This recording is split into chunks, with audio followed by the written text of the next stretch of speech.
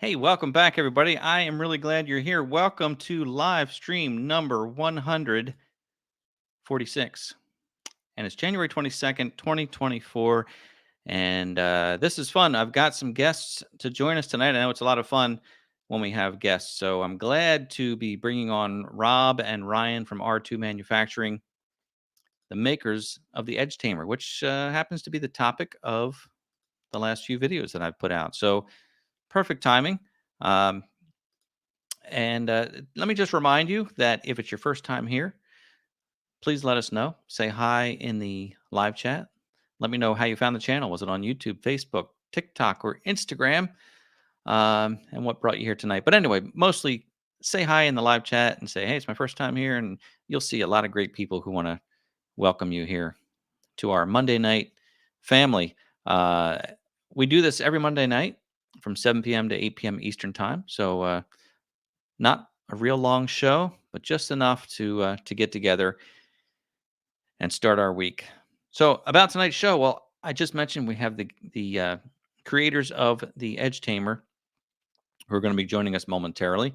Edge Tamer is a product that mounts onto your front end loader bucket and prevents it from digging into the ground when you're spreading gravel or stone or pushing snow, especially. So that's what we're going to be talking about. But check out the live chat because we're going to have time for questions and hopefully get to all of your questions tonight with Rob and Ryan. So I'm going to bring these guys on now. I see I've got Rob waiting backstage. Ryan is not quite there yet. So yes, he is. He's good. All right. So Rob and Ryan from R2 Manufacturing. Hey, Ryan. Hey, Rob. Hello, Ed. Good evening. How are you this evening? Good. Wonderful to be here with you. Excellent. And with your audience. It's great to be here with you. We have a lot of people watching tonight, and we're going to try and get through questions and comments. But first of all, I want to thank you for taking the time to be here with me tonight. I know it's not always easy to get together like this. Especially we've got both of you on from two different locations, so that's really great to have you both with us. So I mentioned what the Edge Tamer is. I want to show a little video clip first for those folks who may not know what it is. So I'm going to show the little 1-minute video that we showed on TikTok. It gives a brief background on what the product is. So let's start with that. Is the Edge Tamer. What this is a ski-shaped pad that bolts on, or in some cases clamps on, to your front end loader bucket.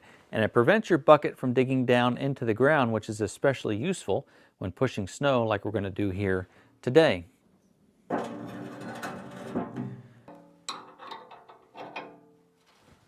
So there's our set of 3 Edge Tamers. You can see how they look underneath as well. Now let's go play in the snow.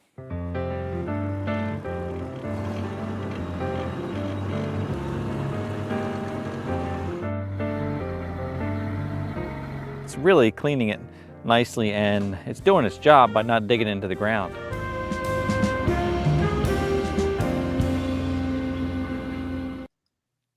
So that is the most brief introduction of the Edge Tamer that there is.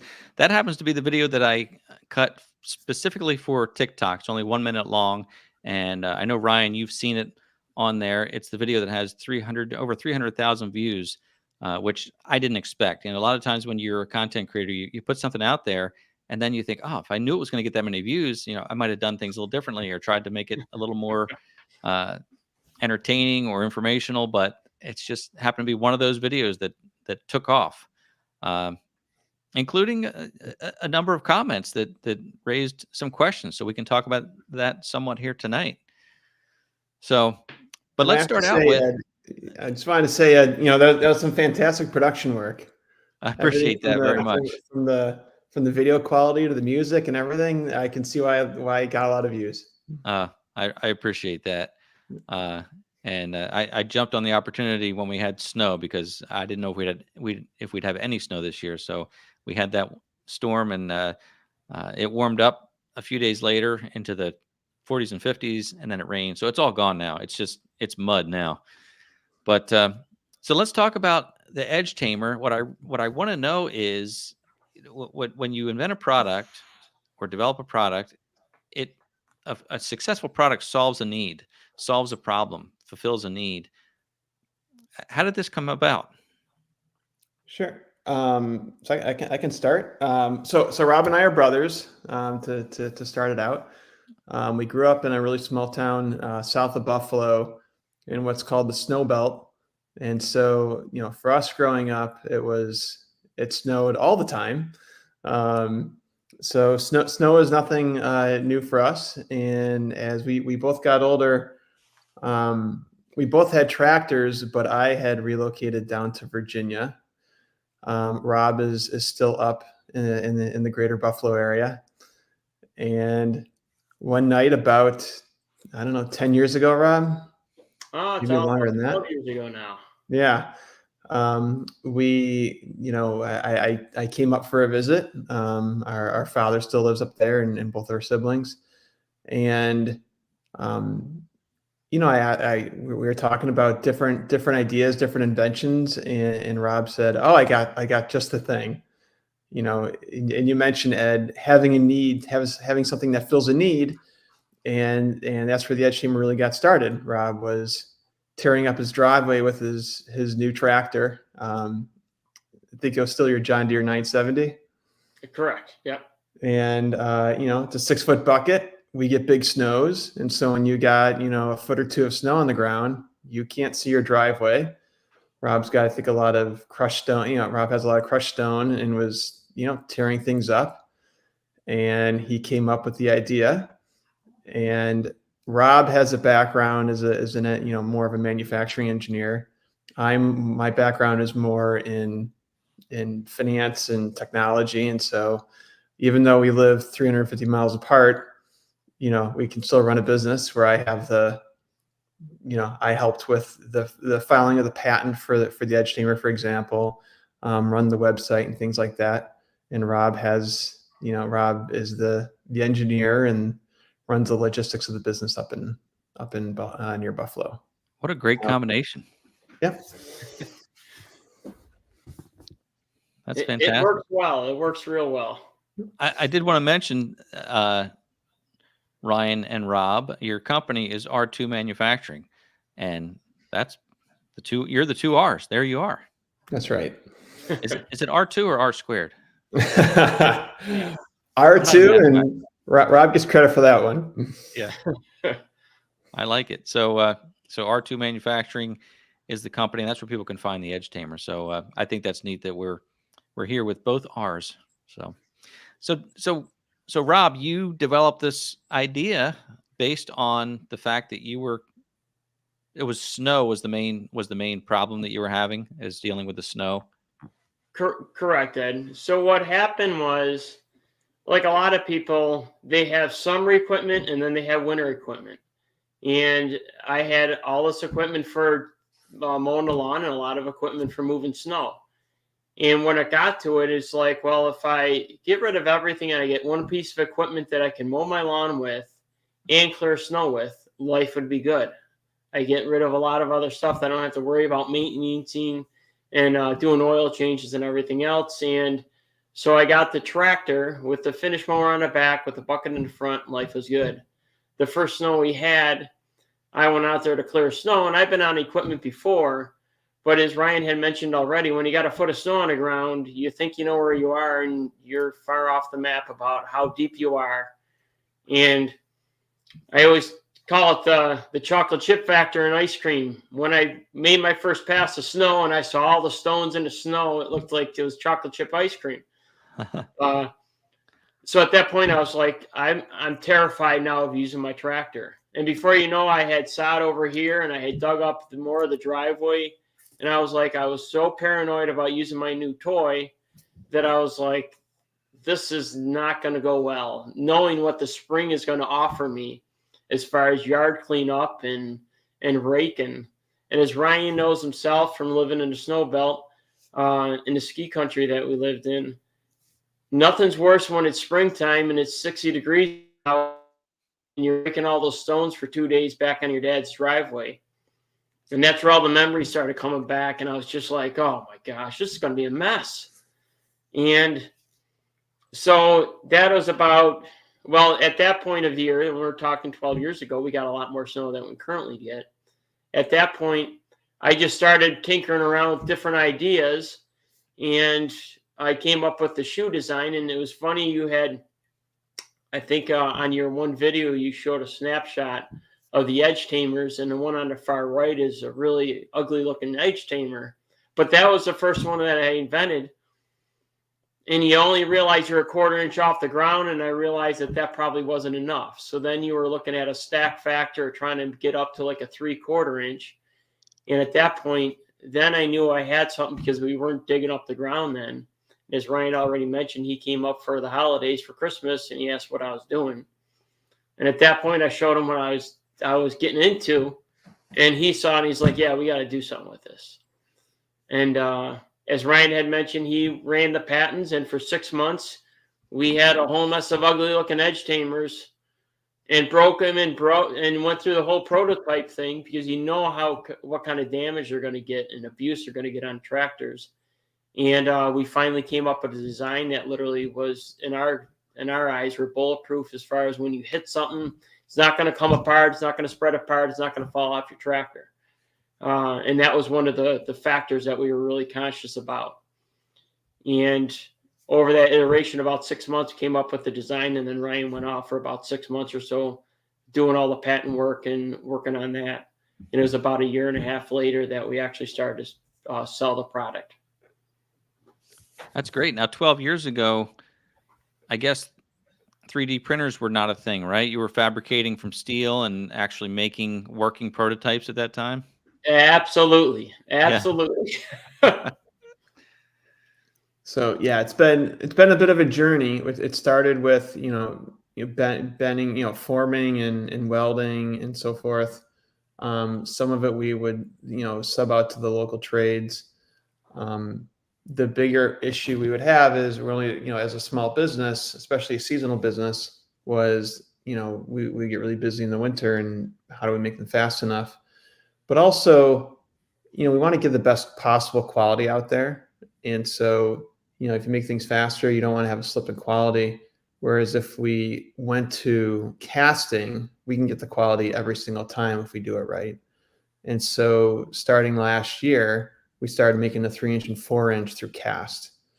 And, that has been, for us, it's been really exceptional. I mean, the quality is there every single time. Every fit, form, and function is there. We've been really happy with that process. I think we think for the same price, we give the customers a lot better product than we can get elsewhere. I can tell you firsthand, it's really a beautiful product. It's more substantial than what I expected. Looking at the pictures on the internet, but holding it in my hand, it's a substantial piece of equipment. And you mentioned cast. Now, it's not cast iron, right? Correct. This is what they call ductile casting. And being ductile means it has the same characteristics for the most part of mild steel. And that's pretty much what the other product was made that we ran for like 10 years before we switched it over to cast. And so being ductile iron, it will take a tremendous amount of bend before whatever, it basically acts just like the mild steel. People have the envision or the perception it's like cast iron, like exhaust manifolds are on old tractors or cars, that when you drop it on the ground, the thing's going to break in 2 pieces. Far from that. Like a lot of pinto hitches that you see on equipment, those are all casted. A lot of A-frames that are used on suspension parts on cars, those are all made out of ductile casting. Right. So they take a tremendous amount of abuse. Right. Interesting. Yeah, I did. I thought it was cast iron myself when I first saw it. So that's pretty interesting that it has the properties of steel with the flexibility. So that's great. That brings up a question about tightening these.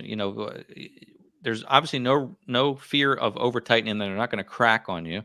So you can tighten them up quite a bit.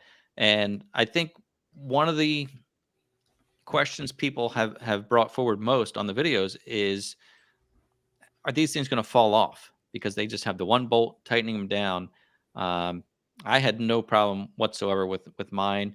But talk to me a little bit about the process of mounting these on your bucket, and what the proper procedure is, if there's anything people need to worry about. Tell me about that.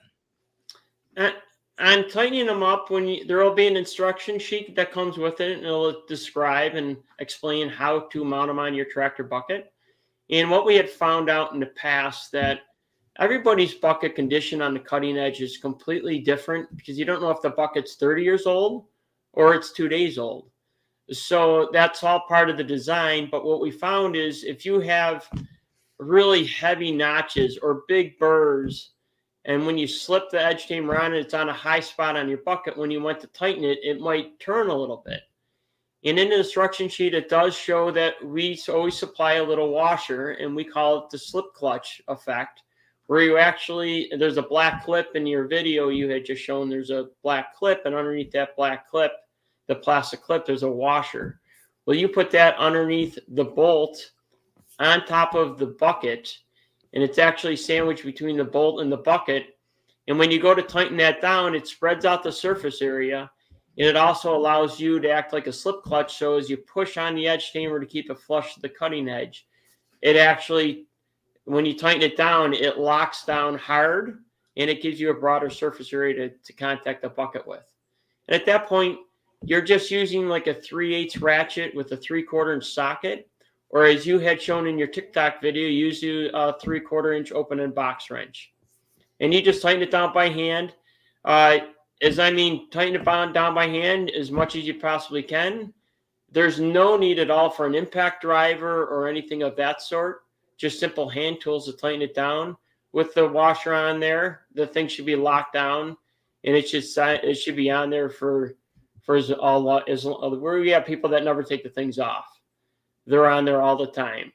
Yeah. And part of the design is there's a lip on the bottom of the edge tamer, and me and Ryan initially call it the rattle clip, and it's a 3/8 high lip on the bottom of it. That goes back behind your cutting edge.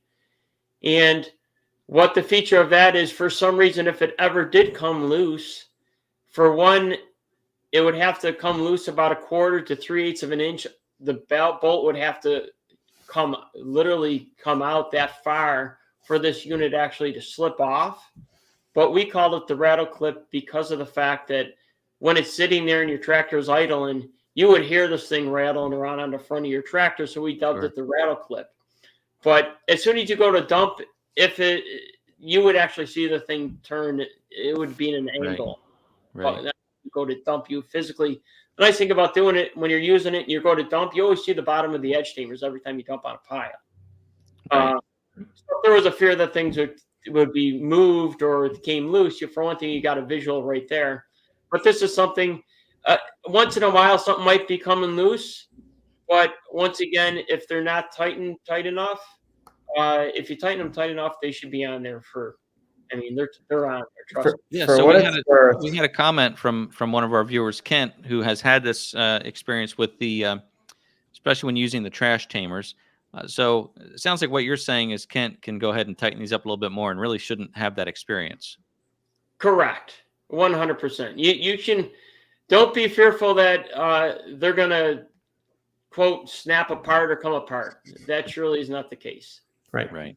And I'll mention that in Kent's question, keep in mind that's a trash tamer. And so for folks who haven't seen them before, that is a use case where it is holding, in a leveraged fashion, one of those large totes with filled with whatever might be in that can. So if there's any question of it twisting, that's a pretty extreme case. Yeah.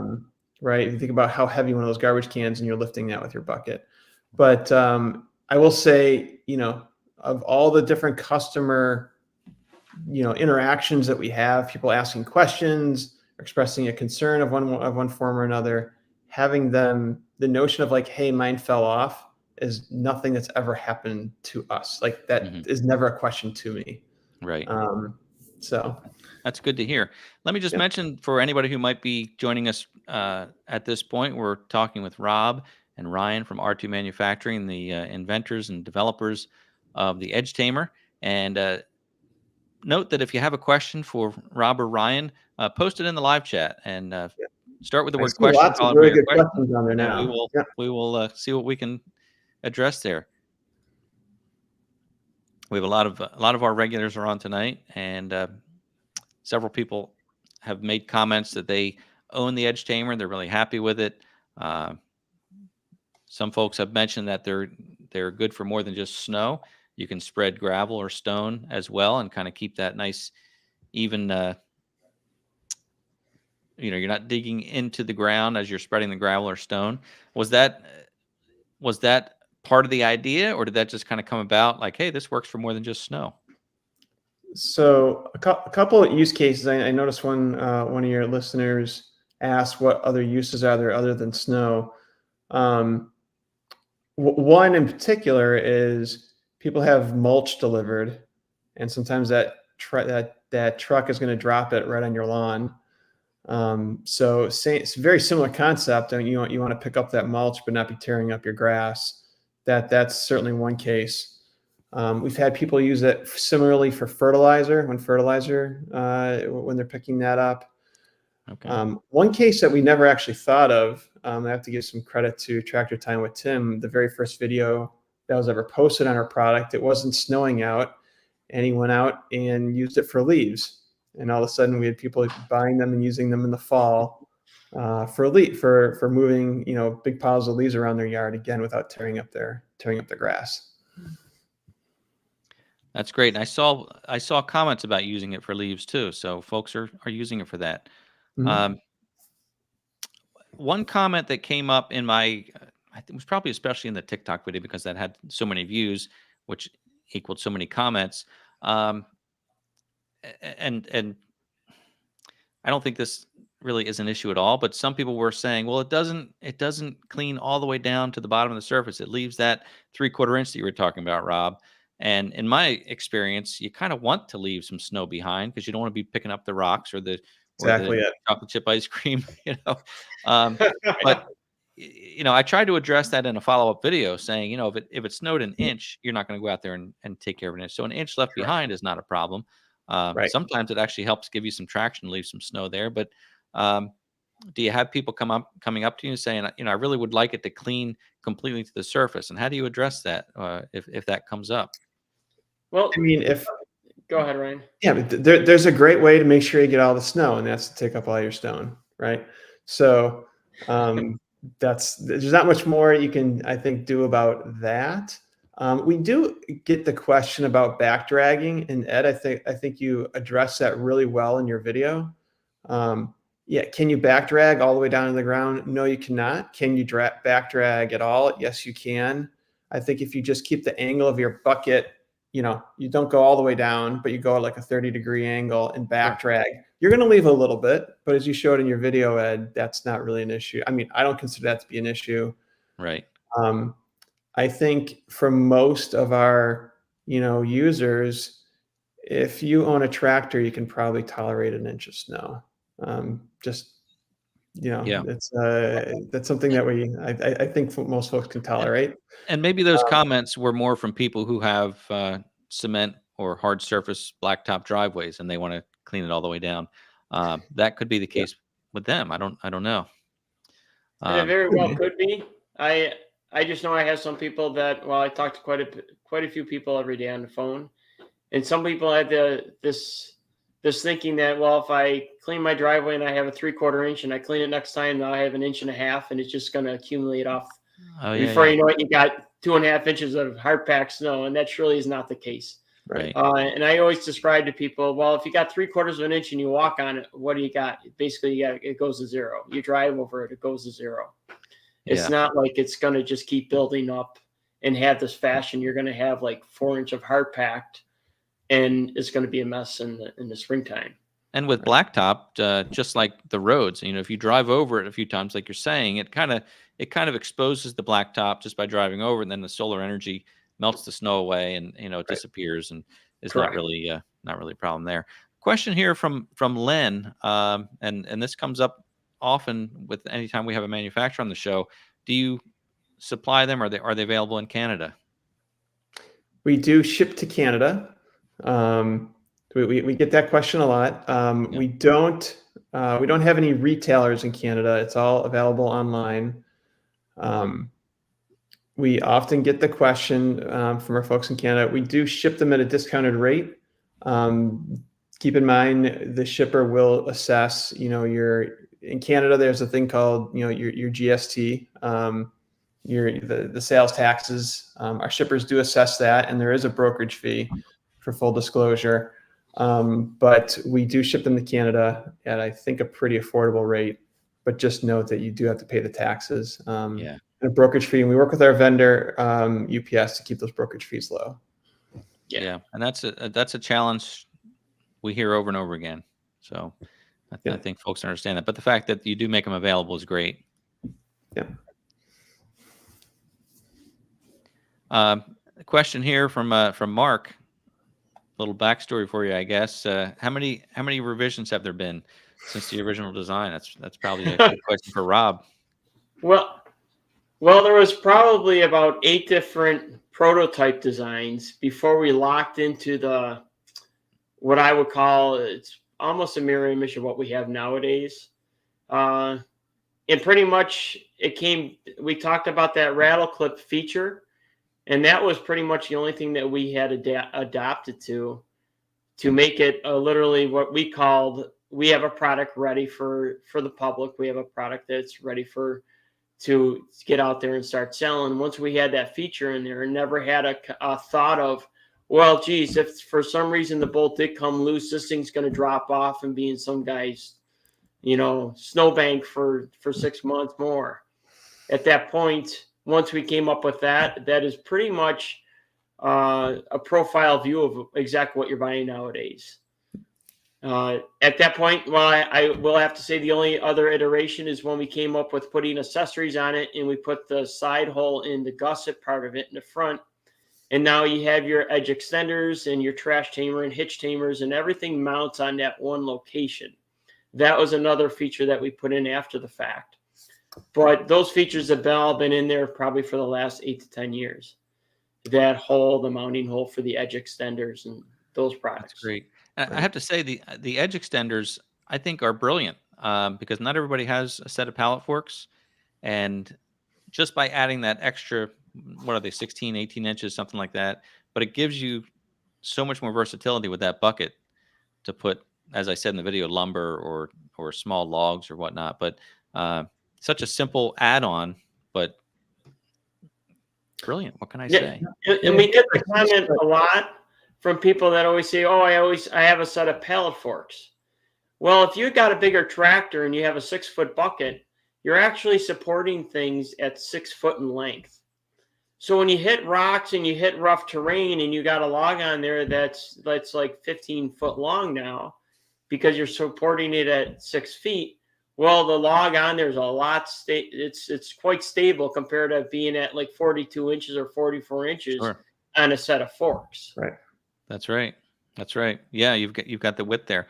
Now, you've had some, and I didn't ask you beforehand about talking about this, but there are some challenges for you that you've had some knockoffs, I guess, of your product. And Chris is asking a question if you can talk about that at all. What kind of challenges you've had? Is this an ongoing challenge? Is it just frustrating, or anything you can tell us about how that's gone for you? I think obviously maybe it's a compliment in some ways that you're being copied, right? They say, best form, copying is the best form of flattery, or something like imitation is the best form of flattery. So that's right. So as I think most people know, we are the inventors of this product. It was our idea. It is our idea. It is unfortunate, and actually, it's not unique to us. I think, look, there's a number of small American manufacturers who really pour a lot of themselves into creating, innovating on behalf of, your viewers and tractor owners in this country, and take the risk of owning a business. And unfortunately, there's lower costs of production and labor. And frankly, it astounds us. how quickly things can get copied, and they find mechanisms to get out in the market. In the grand scheme of things, how much can you do? It is very expensive to defend a patent. It just is. And we know people who've done it. We're taking some steps ourselves, but it is a long and litigious process. What can we do in the meantime? We can keep adding value. We can keep a high quality of product. And I think for most of our customers, one of the nice things is we are in the tractor industry. We're in the tractor game. And I think most folks who own tractors, who've put a lot of their hard-earned money into it, know what a quality product looks like. It's interesting if somebody spends, $20,000 on a tractor and then tries to save, $50 on trying to buy a foreign product. But the other thing I'll say is, so what can we do? We offer a lot of accessories with our product. We keep our quality really high. If you have a problem, contact us. We'll pick up the phone. Those are all things you get when you go with a manufacturer like us. And as I said, there's other ones out there. Meaning there's other small independents out there who I think are really trying hard to produce high quality products, for the tractor owner. This is a good time to put in a plug. Ken's Bolt-On Hooks, for example. Kenny Dunkelman is a good friend of ours.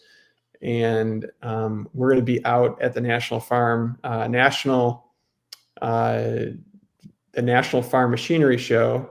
Did I get that right? Yes. National Farm Machinery Show, yes. In Louisville in a few weeks, February 14th through the 16th. And you're welcome to meet ourselves. Kenny and Tractor Time with Tim will be on that Wednesday, Thursday, Friday. We'll be at the John Deere booth at noon. And, you can, for your viewers who happen to be in the area, it's a great show. I'm looking forward to meeting y'all. But yeah, it is I would say our biggest challenge. Yeah, understood. What can you do? Kenny's a good friend of the channel, and I know he has faced that similar challenge for sure. But there you go. So you can meet Ryan and Rob in person if you're going to the Farm Machinery Show in Louisville. That would be great. And along with you said Kenny will be there. Somebody said 11 o'clock. Maybe I was wrong. Rob, is it at 11? I think it is at 11. I want to say it might be 11. Yes. All right. Okay. Thank you, Bob. Yes. So back to the product. There's a question here from Joseph. Will these fit over a bolt-on cutting edge? That is a great question. So when we came out with these products, we were focusing on a single welded on edge, and the need emerged. Yes, what are you going to do about a bolt-on? We went through several iterations. We ended up coming up with a very different design. If you look on our website, there's something called the bolt-on edge tamer, which is of a different form. It doesn't clamp on like the ones that Ed showed, but it will actually fit to the bucket by having a bolt come up through the cutting edge of the bucket, and that will work on any bucket, whether the cutting edge is installed or not. You basically put your bolt-on edge tamer, fit it to the bucket, come up and through, and tighten it down. It's a different mechanism for fastening to the bucket. Okay, I think. Well, one of the nice features of that style is that you don't have anything in your bucket then, because the shoe is from the bottom. There's nothing inside the bucket at all then. Like the traditional clamp-on style of edge tamer, you still have the top part on with the bolt inside the bucket. With the bolt-on style, it comes up from the bottom. You put the washer nut on, and it basically is mimicking everything you traditionally had there with your secondary edge. So I think I can share this screen here. Right in the middle there. Is that the one that we're talking about? Correct. Yep. And you can also see in the lower right, you can see a picture of it there. So it just bolts on, and there's the way it fits on the bottom. If you, let's see, if you scroll up maybe a little bit, you might see a picture of it. There's a slot in the bottom. So it's a universal fit where,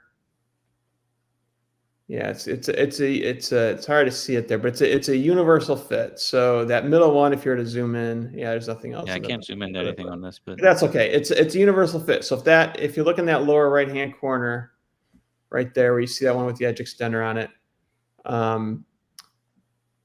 yeah, I think you're on the edge extender page, which is why it's showing this way. But if you didn't have that black cutting edge, which is shown in that picture, if that wasn't installed, there's just a slot. Yeah, if you scroll down. Scroll down. There it is. See it? It's got a slot right there. that one's It's like a 4-inch adjustable slot. So it's a universal fit whether you have that cutting edge installed or not. okay. Great. And then they're available in different widths too, because I have the ones that I'm going to use with my box blade, but they can be used on a larger bucket as well, right? Either way. So that's right. We make a 3-inch and a 4-inch. That's from everything up to 50 horsepower. So generally, 4, 5, and 6 foot buckets. But then we also make a 6-inch edge tamer, which is not casted. It is formed. But that is extremely heavy duty. They're made for tractors. If you have a 120 horsepower tractor, it will still work. It's made from 1/2-inch steel. I think they're 21 pounds a piece. They're very, very heavy duty. Yeah. The one thing to note is because they're made for such, agricultural side, grade tractors, industrial grade tractors, that those do not work with any of the accessories, because they're such a heavy grade of steel. Sure, So the edge extenders, you're probably not taking your 7-foot bucket with your 100-horse tractor and taking, moving your trash totes to the curb. Yeah. Or it's a different grade of edge tamer, but we do sell a lot of those as well. That's great. Now, there's a question here from Linda. I think everything you make works for tractor buckets, but any thoughts about making something similar for a snowplow that might be on the front of a pickup truck or something like that? Maybe not for a truck. We do have the plan to introduce something for box blades. I'm sorry, not for box blades, but for rear blades. Okay. But that won't be in time for this winter season, but we're looking at that for next season. Right. So still very tractor centered then for that. Yes. Right. Well, who knows? Maybe they'll just work on a snowplow for a truck. It may just work out that way. It's possible. You never know. You never know. But that's a pretty abusive world. Yeah. Snowplows on the front of trucks. That's true. That's true. They take a lot of abuse. I had mentioned that in the follow-up video that we talked about the fact that there's some snow left behind because they're like 3/4 inch off the ground. Well, snowplows on the road, they also don't actually hit the road, because if they did, they would hit manhole covers, they would hit bumps in the road, and they would just tear up the road worse than they do already. So they need that gap. But yeah, you're right. It is abusive. So. Yeah, we know there's a lot of interest in rear blades. We have a design. We are going through the process, just like we did, making sure that it works well, that we've considered the IP, that we have got a design we think is going to work for everybody, and that's something that we're really working hard on. And make something that can't be easily copied, right? That's I wish. Hey, here's an easy one for you. I think you already have this product, adding a Teflon or polyurethane plate. Yeah. I know. I saw that on your website. Tell me what that's called and how that works. So it's called the Polypad. So we sell those now. And if you go to our website, if you have a 3-inch or 4-inch edge tamer, whether it's the bolt-on or not, whether it's a new cast one or an older one, that was previously formed, we have a poly pad that'll fit any one of those. And we sell them as a poly pad kit. So there's a clip for fastening it to your edge tamer with the pad itself. And those pads are replaceable. They are made, from from a polyethylene blend. And so, in the event you wear them, and again, it's meant to slide on your pavement, but in the end, if in the event you were to eventually wear them out, we do sell replacements for those as well.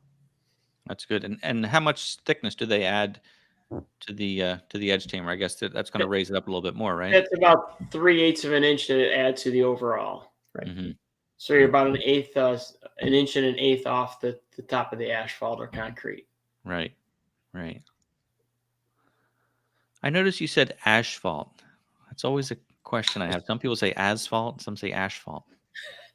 Some I said pavement. tar seal. Pavement. Yeah. No, my wife always says asphalt, and I tell her, "You're saying it wrong. There's no sh, but maybe I'm wrong." But we're not going to solve that question tonight. No, probably I'm not. going to look through the comments here and see what else we have for you. And if you guys see anything you want to pull out or that you want to talk about. I see a most recent one just now. What is our warranty?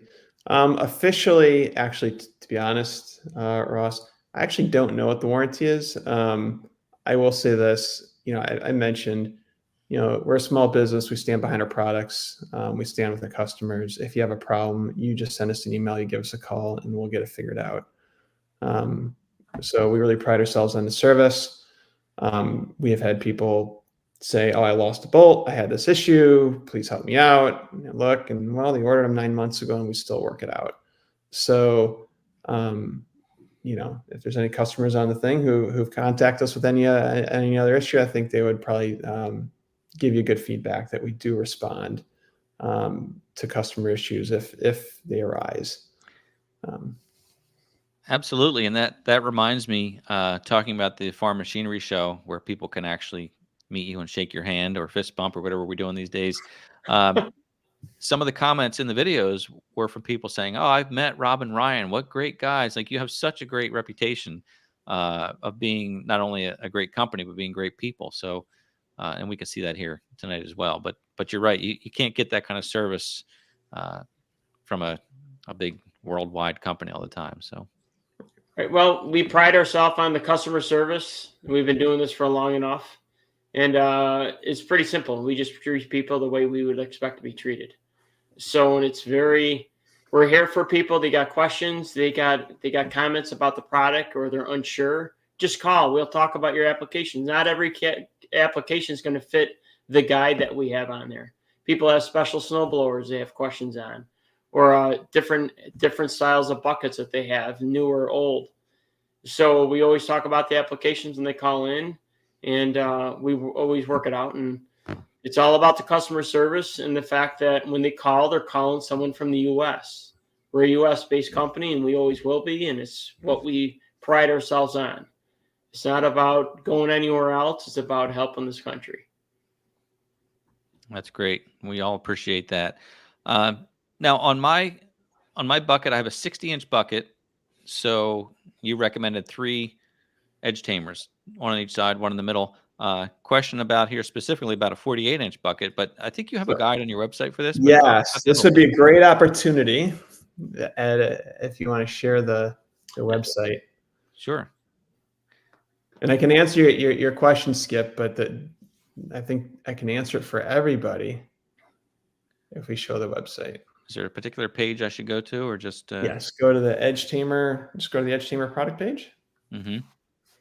Okay, I see here. You're not sharing yet, so no. I wanted to find it first, so I can look.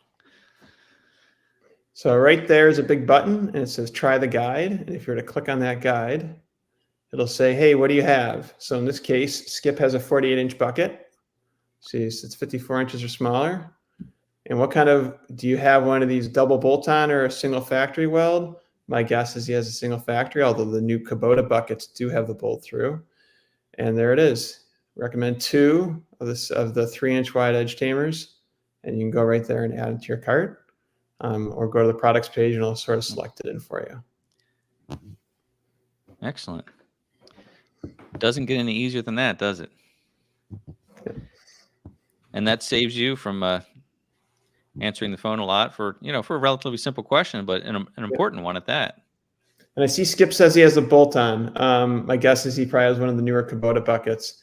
If you have those newer OEM Kubota buckets that are 48 inch, you can actually use either the bolt-on, we would recommend the 2 of the 3-inch bolt-on edge tamers, or in that case, again, not every case, but in the case of those Kubota OEM buckets with the cutting edge, in that case, the regular clamp-on traditional edge tamers will fit over.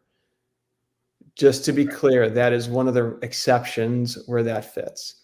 Most bolt-on cases we recommend always going with the bolt-on edge tamers. Mm-hmm. And the reason only in that 48-inch Kubota case do we see that both can work. Yes. And the reason for that, Ed, is to make sure that when the edge tamer goes on, that is when you tighten the bolt down, that it's actually down. You're tightening it down into the flat bottom meat. I always call it the meat of the bucket, down on the factory floor of the bucket. And if you have a secondary edge on there, a lot of times the edge pushes forward like 2 inches, and you also don't know the buildup or thickness of the edge. And when you go, if you use a traditional clamp-on style, you might actually be bringing the bolt and it's going to land right on the weld, or it might land on the angle of the primary edge. And when you tighten it out, it just wants to slide that traditional edge tamer right off the bucket. But we know on those Kubotas, as Ryan had mentioned, they go back deep enough into the bucket so when you tighten it down, it's bolting down right in the bottom of the bucket. Right. Excellent. So were you saying that the new Kubotas have pre-drilled holes? Is that okay? The probably in the last 3 years or 4 years, the OEM buckets on the Kubota BXs, those have the accessory, the holes for using a cutting edge. Okay. Yeah, I can't say every Kubota bucket's like that, but when we went to the farm machinery show like 4 years ago, that's when we started to notice, like, where all these holes coming from? And that's when we started to shift over. As Ryan said, we had a couple other designs to fit the double, what we call the secondary edge or the double edge. And then once we started seeing that, then we're like, well, let's focus on this hole and let's see what we can make work for that. Yeah. And that's when it really came to market that this is definitely the clear view that we had to go with. Right. This is how that product came about. Are those pre-drilled buckets, is that a standard bolt pattern, or is that specific to different manufacturers? Do you know? It's not a standard. It's just whatever manufacturer wants to drill. Okay. It could be 3/4 from the front. It could be 1.5 inches from the front. It could be 5 across. It could be 7 across. Right. The whole locations are all over the place. Okay. That's why it's completely adjustable front and back, so you don't have to worry about any of that. Right. Excellent. All right. Let's see if there's any more questions from folks or comments. A lot of information tonight. Again, I really appreciate you taking the time to join us. I think it's great to have you on as a follow-up to the couple of videos that went out, and then we have regular viewers. We have a great group of people who watch the videos, come back here Monday nights for the live stream. So what a great way to bring this all together, to hear directly from the inventors and the manufacturers. So Rob, you're kind of the fabricator from what we've heard. Was this your first product? Actually, I mean, you're probably tinkering and making things all the time. Like what was there anything before this? Is there anything coming up that maybe you can't share details with us? But is your mind always working on fabricating something? And the mind is always running, as Ryan knows. There's nights that I wake up and it's 4 o'clock and I'm over here making something because it's fresh in the head. It's fresh in my mind. But as Ryan knows, when we were growing up, let's just say I used to make and design snowboard equipment and make snowboards. And that was let's just say that was about 25 years ago or so, 30 years ago. So I've been tinkering and making stuff my whole life. And snowboards was one of them, and a lot of other prototypes and inventions prior to all that. But this is one as you know, me and Ryan are both family men. When family comes up, well, that's the most important thing. So for years, that consumed not only my life but Ryan's life. Yeah. And then when times where they get older and you free up some time, well, now you can look at other avenues and focus on other things once you've put your time into your family. So we have lots and lots of ideas, but it's the trick is, getting an idea, getting it 80% way there is the easy part. It's that last 20% that can get, how do you make it? How do you make it repeatably? Should you do some IP work on it? How many of these things do you think you can sell? It's a lot more goes into it. But I do think you'll see some more products from us over the course of this year. It's a big deal. I mean, kudos to you because, we all have ideas. And how many times does something come out where somebody's like, oh, that was my idea. I thought of that. But you didn't follow through on it, So so there are great ideas everywhere. But to do what you've done is no small feat. It's a lot of work to bring it to market, to manufacture it. I mean, I just have so much respect for you for doing that. It's so much.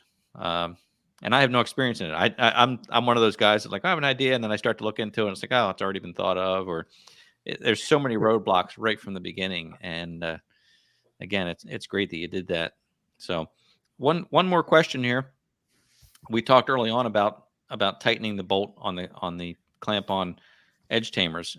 And is there any kind of official torque for that bolt? I mean, you're saying don't worry about it. You're not going to break anything. I know one concern I had was that I didn't want to dimple my bucket. I had that issue when I used a bolt-on hitch receiver, and I would imagine over tightening it could actually dimple the bucket. But do you have any comments about that? Well, once again, if you use the washer, it displaces that area out, so you have a greater surface area instead of concentrating all that force in 1 3/4 inch bolt. Well, now you have like an 1.5 inch platform to work with, or so 1 1/4 inch. As I mentioned, and this is the other thing that other people have done. Some people use like a WD-40 on the bolt before they put it through everything. Well, WD-40 is going to totally change the characteristics of a torque value. So to put a specific torque value on it and not knowing how, not every application is going to be completely repeatable when the people put it on their tractor. So on the flip side of that, if you have the bolt-on style, there is torque values that are on the bolt-on style because we supply the bolt and you're bringing it through, and it's a compression type of feature. Right. So I would say, don't be afraid to tighten it. If it comes loose, retighten it. It's not gonna fall off. It's not likely really for it to come loose, especially using it for pushing snow. As I mentioned in my follow-up video, all the force is on the front of these things, so it's pushing it back against the bucket anyway. Correct. So that bolt is not doing a whole lot of work, I don't think. It's not. And This when is you where, use like the trash tamer, you might get some pressure side to side, but you're saying essentially don't be afraid to tighten these things up. The one comment that Ryan had made on the trash tamer, and I think that was one of that came loose. Well, Ryan will even admit we had this one gentleman tell us that they came loose, but if you saw the guy drive down a driveway, he was going like 15 miles an hour and the thing was bouncing. The garbage can was shocked and bounced right off the tractor, which that's an extreme case. When you put the trash tamers on, everything you're has a trying limit. to give it some respect and you're slowly driving it down your driveway. Everything has a limit, right? Yes. That's what But I would say, Skip, I mean, again, hand tighten, don't get out your breaker bar, don't do anything extreme, just a hand tighten, and just remember it's being pushed forward for most of its use. It doesn't really have a reason to go anywhere. Right. I don't, I will say, I know somebody had posted a question about a Piranha bar earlier. The key thing is that your bolt is being tightened down onto a flat surface on your bucket. If for some reason you have some type of extension bar or something like that, and that's not the case, well, then certainly ask us about it. But if you're, as long as you are, as long as it's securely fastened, the bolt is going down on a flat surface, and and you have a hand tighten, you should be fine. It just doesn't. These are good questions. Just if any of your listeners have an issue with them coming loose, please contact us. And I'll just say that's not a question we get. Right. You haven't had that issue. Not a question we get from somebody who actually has them. Not very often. Right. And actually, somebody did ask about a Piranha bar. We get two questions. Either I have a Be Expanded Piranha bar, or if I have one of EA's Wicked bars. These are, just for full disclosure, they're not compatible with the EA Wicked bar, but we do have people using them with the Piranha bar. There's a little notch in the side of the bar. People do use them successfully. If you do some searching around, or even on our website, you'll see some links of people using them together. If you have a Wicked bar, the Wicked bar is removable. You can take the bolts off, remove it, and put the edge tamers on, but they're not naturally compatible. Not compatible, right? Appreciate that. So again, the website is R2 Manufacturing. That's where you can find the edge tamer and all the accessories. And reminder to, if you're traveling to the National Farm Machinery Show in February in Louisville, Kentucky, you can meet Rob and Ryan there at the John Deere booth with Tractor Time with Tim and Kenny from Bolt on Hooks every day at 11 a.m. Is that right? 11 a.m. I believe that is That's it. correct. Just best be there. So, and in case people ask, for viewers who might be there, if you are actually in the show, you will see the John Deere booth. If you look on a map, there's not a John Deere thing on the map. It's done by one of the dealers.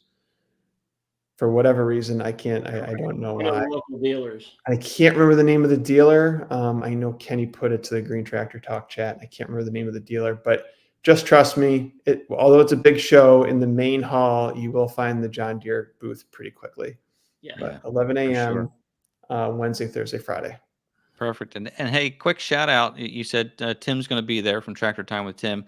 I meant to mention a thank you to Tim, because Tim introduced the three of us to each other. So I appreciate that Tim made that connection, and I'm happy to meet you. And it's been great. It's been great talking with you. So thank you both so much for joining me tonight. I really appreciate it. I hope you'll come back and see us again. And for those of you out there, be sure to check out r2manufacturing.com. And if you have any questions about the edge tamer, these are the guys that'll answer your questions. Absolutely. Pleasure. All right. Thank you both for running a great channel and a great show, and for your support and the support of your listeners. Thank you. Thanks so much. Have a great week, everybody.